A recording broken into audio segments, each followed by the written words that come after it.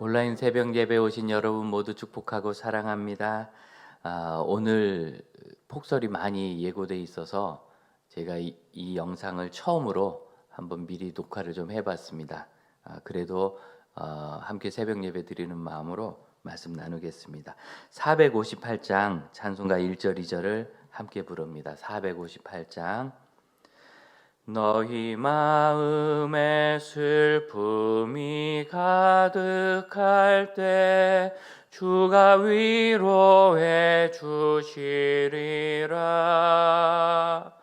아침 해같이 빛나는 마음으로 너 십자가 지고 가라. 참 기쁜 마음으로 십자가 지고 가라. 내가 기쁘게 십자가 지고 가면 슬픈 마음이 위로받네. 때를 따라서 주시는 은혜로서 가란 심령의 힘을 얻고 주가 언약한 말씀을 기억하고 너 십자가 지고 가라. 참 기쁜 마음으로 십자가 지고 가라.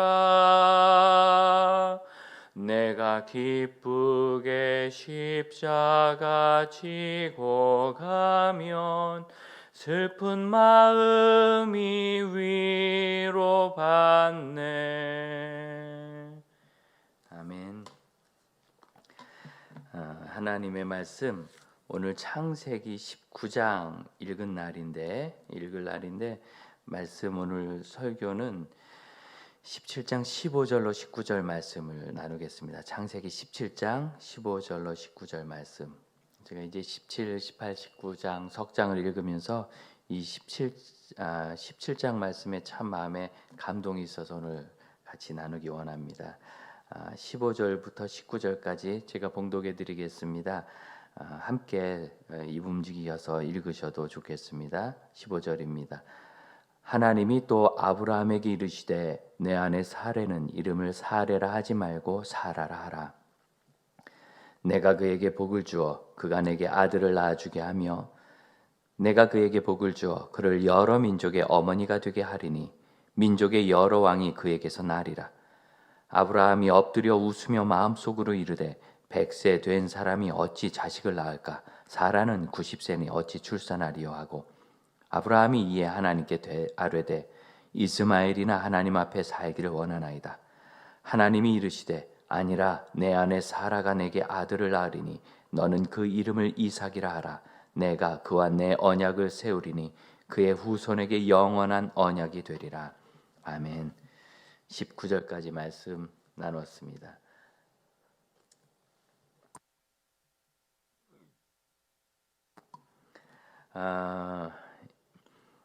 이 말씀 읽으면서 아브라함이 하나님 말씀하시는데 엎드려 웃었다 적있죠. 마음속으로 또 얘기해요. 100세나 된 사람이 어찌 자식을 낳을까? 아내는 90세인데 어찌 출산하리요? 그리고 웃었단 말이죠. 이 웃음을 어떻게 보는가? 하나님께서 이 웃음을 가지고 책망을 안 하세요. 너 웃었어? 이렇게. 지금 내 말이 우스워? 이거 사람들이 많이 하는 얘기잖아요. 누가 앞에서 중요한 이야기 하는데 씩 웃으면 둘 중에 하나 아니겠어요? 뭔가 비웃고 안 믿거나 참 좋아하거나. 그런데 아마 하나님께서는 아브라함의 이 웃음을 겸연쩍고 너무 좀 얼토당토 않고 아유 그렇게 되면이야 좋지만 내가 벌써 100살인데 뭘 또 그런 걸 바랄까? 아유 하나님 그거 아니고요. 그냥 이스마엘이나 살기를 원합니다 하는 좀 좋은 측면의 웃음이 아닐까. 책망하지 않으세요? 하나님께서 그러시고 하나님께서 아니다. 내 안에 사라가 내게 아들이를 낳을 것이다. 이렇게 말씀을 하시고 아들 이름을 이삭이라고 하신 거 보니까 하나님께서는 아브라함이 웃으신 거 분명히 아셨어요. 모르신 게 아니라 웃음이라고 이름을 지으라고 하잖아요. 그렇게 하신 거 보니까 아브라함이 웃었다는 걸 아시는데도 하나님께서 별로 그것을 나빠하지 않으시는 거죠. 이 말씀 읽으면서 마음이 따뜻해지는 걸 생각했습니다. 여러분, 하나님을 어떻게 믿으시고 어떻게 생각하시고 하나님과 관계를 어떻게 맺으십니까? 이 웃음을 하나님이 하시는 말씀을 못 믿은 웃음이라고 굳이 말할 필요는 없을 것 같아요. 그랬다면 아브라함의 불신앙에 대해서 책망하셨을 것 같아요. 사실 웃을만 하지 않습니까? 100살인데 아들을 낳는다는데 이미 이스마엘 낳아가지고 잘 크고 있는데요. 물론 사례가 나지는 않았지만 고대 근동에서 여종의 하인이 난 자녀는 그냥 여종 그 주인의 자녀였어요. 그러니까 여종의 자녀는 주인의 자녀였어요. 그래서 그게 법적으로나 여러 가지에서 큰 문제가 되지 않습니다. 있으니까 저는 또 한편으로 어떻게 생각했느냐면 하나님께서 이미 지금 많은 것을 주셨어요. 아브라함은 큰 재산을 모았고 또 아브라함은 그 이웃과의 관계에 있어서 아주 영향력 있는 사람이 되었고 그리고 지금 하나님께서는 아브라함이 큰 민족을 이룰 것이라고 이 17장에서 아주 강력하게 말씀하시죠. 그리고 굉장히 좋은 거죠. 이미 하나님께서는 아브라함에게 충분히 주셨어요. 그런데 아들까지 주신다니까 하나님 그건 좀 제가 너무 염치 없고요. 100살인데 남들이 뭐라고 하겠어요. 90세 된 아내가 아이를 낳는 그 고통을 또 제가 또 어떻게 봅니까? 그냥 저는 이스마엘이면 하나님 충분합니다. 이렇게 생각하는 하나의 어떤 충만한 감사와 겸손으로도 볼 수 있지 않을까. 그럼 이 본문은 그 웃음이 비웃음인지 어떤 웃음인지 뭐 정말 아브라함이 좋아서 그랬는지 싫어서 그랬는지 뭐 아무것도 안 적고 그냥 사건만 적고 있죠. 아브라함의 이야기가 여기 있는데 이 이야기 속에서 여러분은 아브라함의 이 웃음을 어떻게 바라보십니까? 사람은요 자기 생각과 자기 느낌대로 하나님을 바라봅니다. 지금 적어도 이 아브라함과 하나님과의 대화에 있어서 우리가 어떻게 그것을 이해하고 바라보는가 하는 것은요 지금 제 마음에 따라 달려 있는 거예요.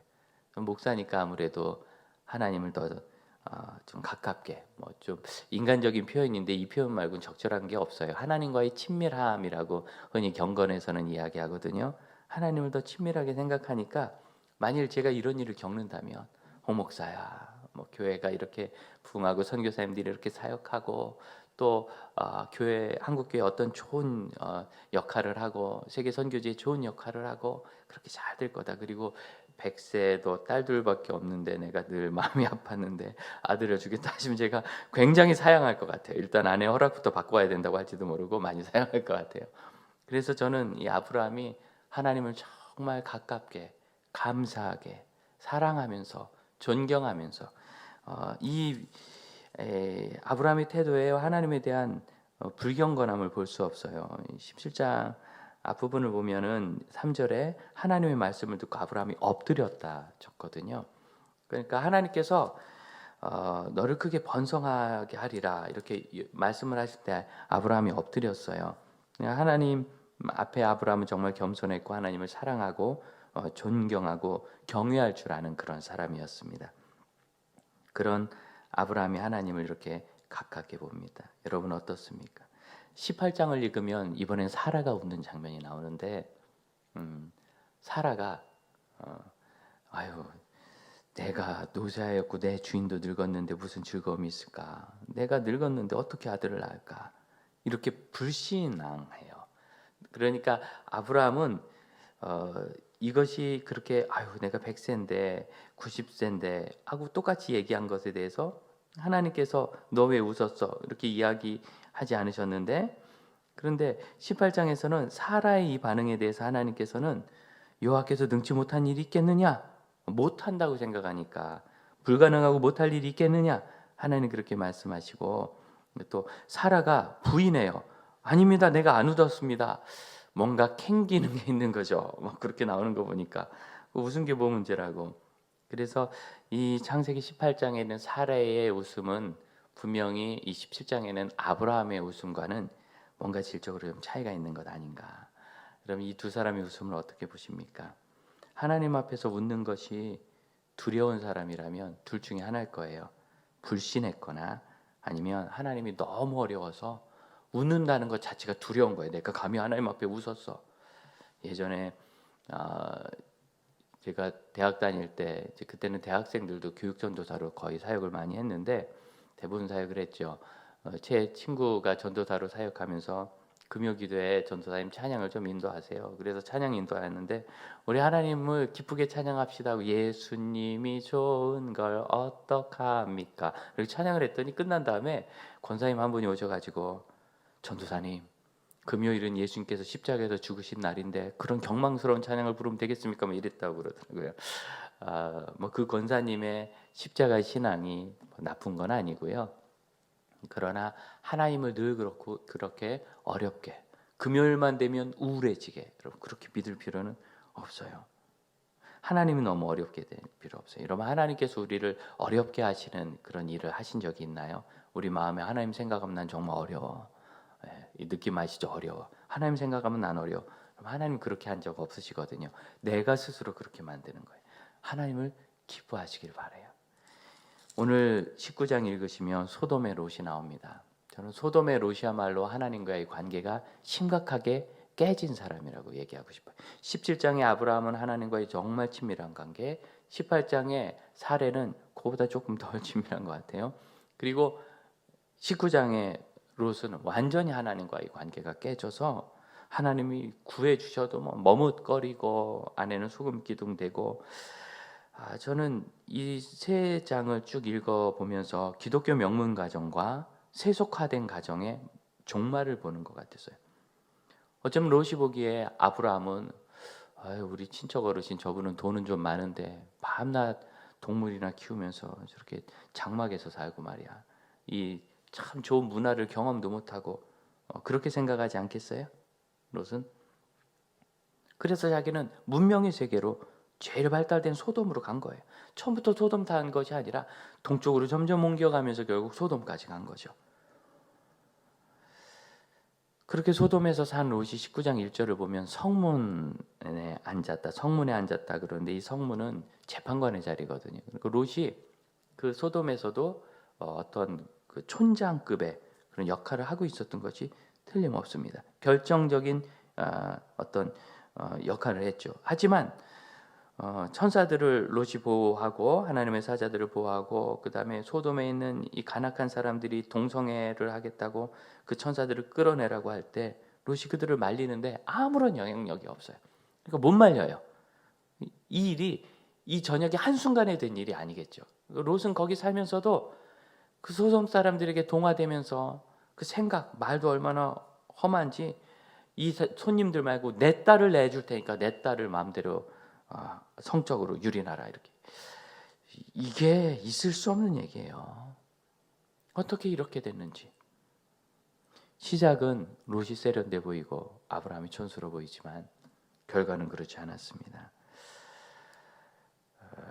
여러분 믿음을 한번 생각하실 때 시간이 지날수록 내가 더 믿음의 사람이 되고 시간이 지날수록 하나님과 더 동행하고 하나님과 더 가까워지는 사람인가?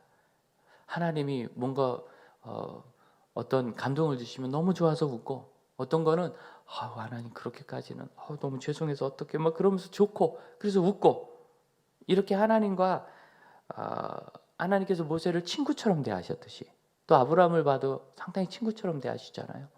다윗을 하나님의 사람으로 대하셨던 것처럼 우리가 시간이 지날수록 주님과 동행하는 에녹처럼 주님과 동행하는 사람이 되어야 합니다. 크고 작은 모든 일에 주님과 동행하는 사람은 주님과 대화해요. 내가 작은 소비 생활을 하는 것도 내가 책을 읽는 것도 누가 대화하는 것도 하나님 제가 누구랑 대화를 해야 되는데 이걸 어떤 결론으로 가져갈까요? 대화를 하면서 하나님과 동행하는 일이 익숙해지고 크고 작은 일에 믿음을 쌓아가야 합니다.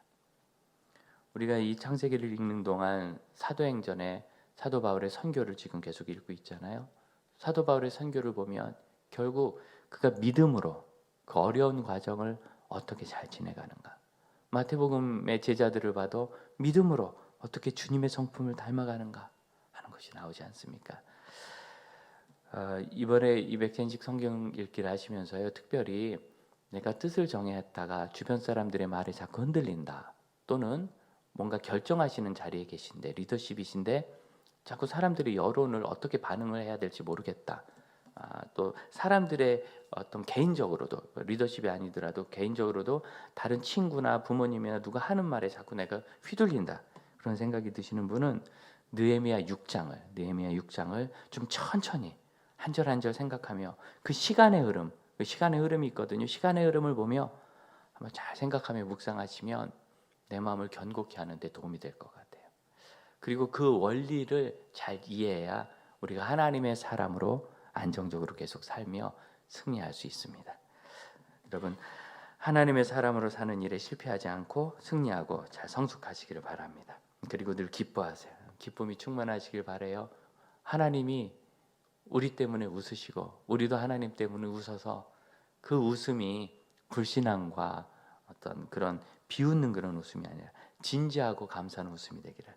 자, 458장 3절을 찬양하겠습니다.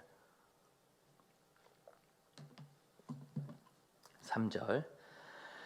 내가 맡은 일 성실히 행할 때에 주님 앞에서 상 받으리. 주가 베푸신 은혜를 감사하며 너 십자가 지고 가라. 참 기쁜 마음으로 십자가 지고 가라. 내가 기쁘게 십자가 지고 가면 슬픈 마음이 위로받네. 기도하겠습니다. 주님, 저희가 살아가면서 믿음으로 항상 살아야 하지만 저희 믿음이 흔들릴 때도 있음을 고백합니다. 그런 때마다 하나님께서 저에게 주신 언약을 생각하고 구원의 기쁨과 확실함을 생각하며 하나님의 사람으로 서서 환난과 난관을 이겨내고, 그래서 하나님의 역사를 경험하며 더 하나님의 사람으로 믿음이 성숙되게 하여 주옵소서. 이런저런 어려운 가운데 있는 형제자매들에게 굳은 마음을 주사 사도 바울이 끝까지 포기하지 않고 복음의 일을 다 갖은 것처럼 자신을 지켜 하나님의 역사를 이루게 하옵소서. 좋은 편한 도시에 사는 롯을 부러워하지 않고 하나님께서 주신 언약에 따라 장막에 거주했던 아브라함을 저희가 따르기를 원합니다. 저희에게 아브라함의 믿음이 온전히 있어서 하나님이 주시는 것 감사할 줄 알고 하나님 앞에 엎드리는 겸손함이 있으며 동시에 하나님을 아주 친밀하게 가깝게 나의 아버지로, 정말 사랑하시는 나의 아버지로 만나고 그렇게 사는 인생이 성숙하는 형제자매들 되게 하여 주옵소서. 오늘 하루도 살아가면서 여러 가지 말들을 듣고 상황 가운데 저희가 위축될 줄로 압니다. 흔들리지 않고 끝까지 하나님의 길을 따르는 믿음의 사람들 되게 하옵소서. 주께서 명하신 기도를 함께 고백하오니 하늘에 계신 우리 아버지여, 이름이 거룩히 여김을 받으시오며 나라가 임하시오며 뜻이 하늘에서 이루어진 것 같이 땅에서도 이루어지이다. 오늘 우리에게 일용할 양식을 주시옵고 우리가 우리에게 죄 지은 자를 사하여 준 것 같이 우리 죄를 사하여 주시옵고 우리를 시험에 들게 하지 마시옵고 다만 악에서 구하시옵소서. 나라와 권세와 영광이 아버지께 영원히 있사옵나이다. 아멘. 축복하고 사랑합니다. 눈이 많이 오는 것으로 예고가 되어서 제가 부득불 이 예배는 영상으로 제작했는데 혹시 눈길에 사고 나지 않도록 조심하시고 또 하나님이 주시는 기쁨을 오늘 하루도 많이 누리시고 하나님 앞에서 참되게 겸손하게 사랑스럽게 웃으시는 형제자매들 되시길 바랍니다. 사랑합니다.